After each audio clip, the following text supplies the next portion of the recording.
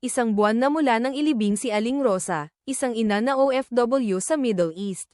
Lahat ay iniwan niyang alaala, mga larawan, sulat, at ang bigat ng pangungulila. Isang hapon, dumating ang kartero. Isang balikbayan box ang iniabot, nakapangalan kay Rosa, ipinadala mismo mula sa bansang pinagtatrabahuhan niya. Nagulat ang pamilya.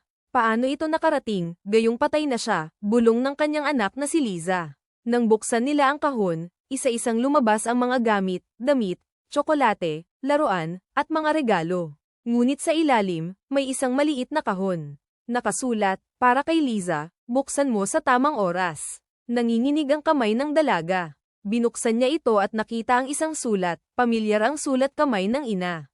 Anak, kung nababasa mo ito, alam kong wala na ako. Pero huwag kang malulungkot.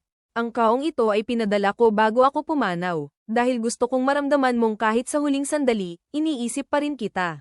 Napahagulgol si Liza.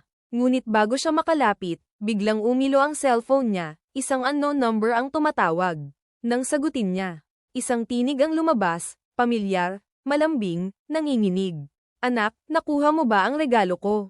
At sa puntong iyon, napaluhod si Liza, hawak ang telepono, habang tumutulo ang luha. Hindi niya alam kung iyon ay imahinasyon lamang, o tunay na tawag mula sa kanyang ina, mula sa kabilang buhay. Isang gabi, nakaupo si Elena sa kanyang kama, hawak-hawak ang lumang cellphone ng kanyang kapatid na si Marco, na pumanaw na 2 taon na ang nakalilipas. Naiyak siya habang iniisip ang mga alaala. Hanggang bigla, nagring ang cellphone. Sa screen, malinaw na lumitaw, Kuya Marco calling. Nanlamig si Elena. Paano posible to? Matagal nang patay si Kuya. Nanginginig ang kanyang mga daliri nang sagutin niya ang tawag.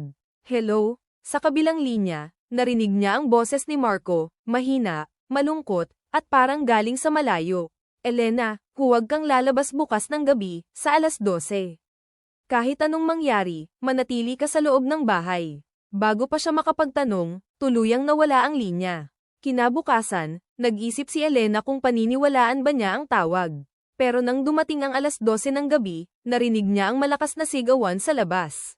Isang aksidente, isang jeep ang bumangga malapit sa kanilang bahay, eksaktong sa oras at lugar kung saan dapat siyang dadaan.